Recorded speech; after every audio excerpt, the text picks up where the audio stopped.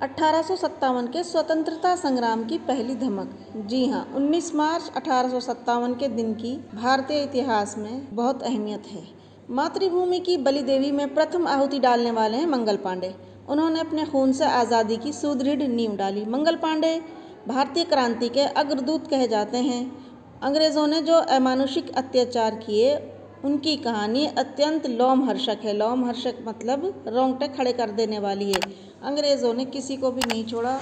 मतलब कुछ ही लोग ऐसे रहे होंगे कि अंग्रेज़ों ने जिन पर अत्याचार न किया हो। वस्तुतः गुलामी की विवशता तथा शासकों के अत्याचार ही तो क्रांति की आग जलाते हैं। मंगल पांडे अंग्रेजी फौज के एक सिपाही थे, देशभक्त तथा धार्मिक विचारों वाले। उन दिनों अंग्रेज अपने कारतूसों में गाय तथा सुअर की चर्बी और उनके खून का प्रयोग करते थे, जिन्हें सिपाही दांतों से खोलते थे।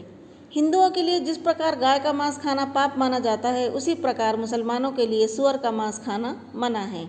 जब फौज के हिंदू और मुसलमान सिपाहियों के कानों में ये बात पहुंची तो वे भड़क उठे। उस समय अंग्रेज फौजी अधिकारियों ने झूठ बोलकर सिपाहियों को शांत करना चाहा तथा उन्हें विश्वास दिलाना चाहा कि बंदूक के कारतूसों में गाय अथवा सुअर की चर्बी का इस्तेमाल नहीं होता। इतने पर भी सैनिकों को गोमांस भक्षी अंग्रेजों पर विश्वास नहीं हुआ।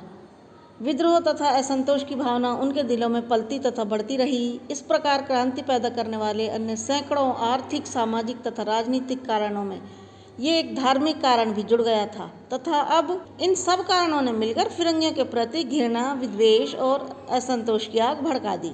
इस असंतोष के कारण मंगल पांडे ने 19 मार्च 1857 को अंग्रेजों पर पहली गोली चलाकर स्वतंत्रता संग्राम छेड़ दिया। मंगल पांडे परंपरा निष्ठ ब्राह्मण थे ही, वे देशभक्त भी थे। इस समय के क्रांतिकारियों ने यूं तो भारत भर में एक साथ तथा एक ही दिन विद्रोह करने की तारीख 31 मई निश्चित की थी, किंतु ये तारीख अभी दूर थी तथा लोगों का असंतोष इतने दिन तक रुक नहीं सकता था। आग का धर्म जलाना है तो असंतोष का धर्म भड़कना है, उसे बांध कर नहीं रखा जा सकता। मंगल पांडे का असंतोष फूट पड़ा और उनकी बंदूक की गोली छूट पड़ी। उन्होंने परिणाम की चिंता नहीं की। मंगल पांडे बैरकपुर की 19 नंबर रेजिमेंट के एक भावुक तथा जोशीले सिपाही थे। अंग्रेजों ने गलती से उस रेजिमेंट में वे कारतूस दिए जिनमें चर्बी लगे होने का संदेह था। जब सिपाहियों ने उन कारतूसों को हाथ से छूने तक से इनकार कर दिया तो अंग्रेज अधिकारियों ने इसे आज्ञा का उल्लंघन समझा।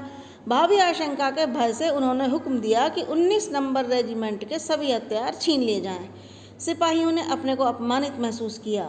मंगल पांडे इस प्रकार के किसी भी अपमान को सहन करने के लिए तैयार न थे।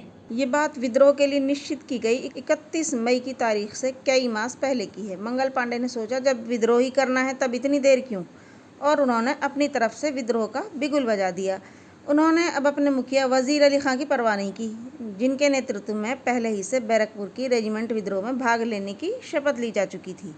मंगल पांडे को जब ये निश्चय हो गया कि उनकी कुल रेजिमेंट को निरस्त कर दिया जाएगा तथा उन्हें दबाने के लिए बर्मा से गोरी पलटन बुलाई जा रही है और बहुत सी तैयारियां की जा रही हैं, तो उन्होंने सोचा कि अब देर करना ठीक नहीं है।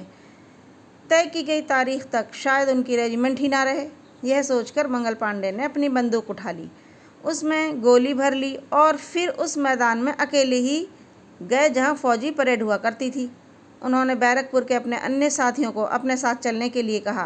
कोई राज़ी नहीं हुआ। देखिए, कोई राज़ी नहीं हुआ तब उनके साथ। मंगल पांडे ने इसकी चिंता भी नहीं की। उन्होंने एक बार पुनः अपने साथी सिपाहियों को अपने साथ ले चलने का प्रयत्न किया और चिल्लाकर बोले, भाइयों, आप पीछे क्यों हट रहे हो? आओ और अपने शस्त्र उठाओ। मैं आप लोगों को धर्म की सौगंध दिलाता हूँ। स्वतंत्रता की देवी तुम्हें पुकार रही है और कह रही है कि तुम्हें धोखेबाज तथा मक्कार शत्रुओं पर फौरन आक्रमण बोल देना चाहिए, अब और रुकने की आवश्यकता नहीं। इस प्रकार मंगल पांडे ने विद्रोह का बिगुल बजा दिया। उनके साथी सिपाही उनकी तमाम हरकतों को देखते रहे, किंतु बोले कुछ भी नहीं। वह एक दूसरे का मुंह ही ताकते रहे। इस समय दो बातें उनके आड़े आ रही थी, एक तो फौजी अनुशासन तथा दूसरे क्रांतिकारी नेताओं का यह अनुशासन भी कि फला तारीख को ही सामूहिक रूप से विद्रोह किया जाना चाहिए। इतने में अंग्रेज सार्जेंट मेजर ह्यूसन ने मंगल पांडे को बंदूक लिए आज़ादी से घूमते देखा तो वह घबरा गया। वह इतना डर गया कि उसने स्वयं कुछ बात ना करी, यानी कि उससे कोई बात करते बन ही ना पड़ा। उसने अपने सिपाहियों को हुक्म दिया कि मंगल पांडे को गिरफ्तार कर लो, परंतु मंगल पांडे को गिरफ्तार करने के लिए कोई भी आगे न बढ़ा। वे तारीख से पहले ही विद्रोह नहीं करना चाहते थे, यह ठीक था, किंतु उनकी सहानुभूति मंगल पांडे के साथ अवश्य थी। सबके लिए समय बहुत नाजुक था। मंगल पांडे के हाथ में भरी हुई बंदूक थी, उनकी आंखें शोले उगल रही थीं और उनकी आत्मा रक्तदान के लिए तड़प रही थी। उनके साथी किंग करते हुए मूड बने खड़े थे। उधर वह गोरा सार्जेंट मंगल पांडे को गिरफ्तार करने का आदेश दे रहा था। इसी समय ठाई की आवाज़ हुई और वह गोरा भूमि पर लेट गया। एक दूसरा अंग्रेज अफसर लेफ्टिनेंट बॉब इसी वक्त घटनास्थल पर आ उपस्थित हुआ। वह घोड़े पर सवार था। तत्क्षण ठाई की एक और आवाज़ हुई और घोड़ा और सवार दोनों धराशायी हो गए। उसने अपनी पिस्तौल निकालकर मंगल पांडे पर गोली चलाई, पर उसका निशाना चूक गया। मंगल पांडे ने अपनी तलवार निकाल ली। ये देख उस गोरे ने भी तलवार निकाल ली। गोरा अभी मंगल पांडे पर वार नहीं कर पाया था कि मंगल पांडे ने उसका काम तमाम कर दिया। इतना बड़ा कांड एक क्षण में आंख झपकते झपकते हो गया। इसी समय एक गोरा और आ गया। आते ही उसने पांडे पर आक्रमण कर दिया। अब भारतीय सिपाही खड़े खड़े ये कांड नहीं देख सकते थे। एक सिपाही एकदम आगे बढ़ा। उसने ऐसी जोर से अपनी बंदूक का कुंडा उस आक्रमणकारी गोरे के सिर पर मारा कि उसका सर फट गया। इस समय मंगल पांडे की आंखों से क्रांति की ज्वालाएं बरस रही थी। अब विद्रोह केवल मंगल पांडे तक ही सीमित नहीं रहा। भारतीय सिपाहियों में से किसी एक ने चिल्लाकर कहा, खबरदार, मंगल पांडे को कोई हाथ न लगाए। इस विद्रोह की खबर पाकर फौज का गोरा बड़ा अफसर कर्नल व्हीलर घटनास्थल पर फौरन दौड़ा आया। उसने स्वयं तो कुछ नहीं किया, किंतु सिपाहियों को आज्ञा दी कि पांडे को पकड़ लिया जाए।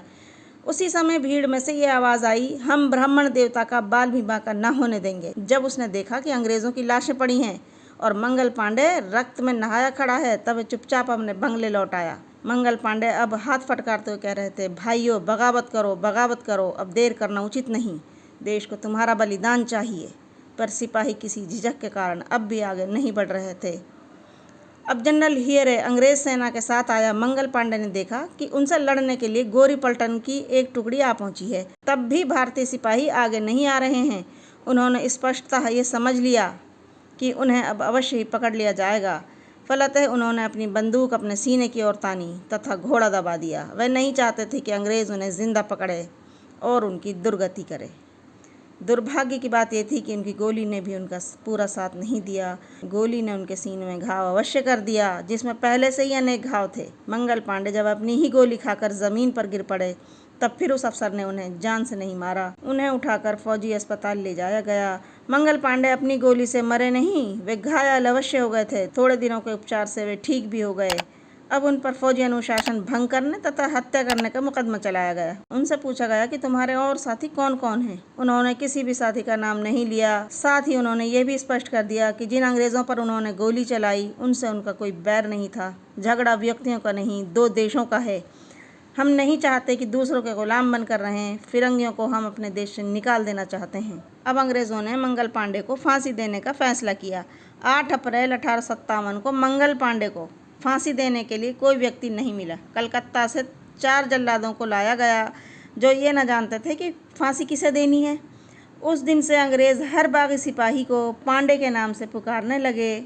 उनके निकट पांडे शब्द बागी का अर्थ सूचक बन गया और अंग्रेज़ हर पांडे से भय खाने लगे। परंतु मंगल पांडे भारतीयों के श्रद्धा पात्र हुतात्मा बनकर भारतीय इतिहास में प्रतिष्ठित हो गए।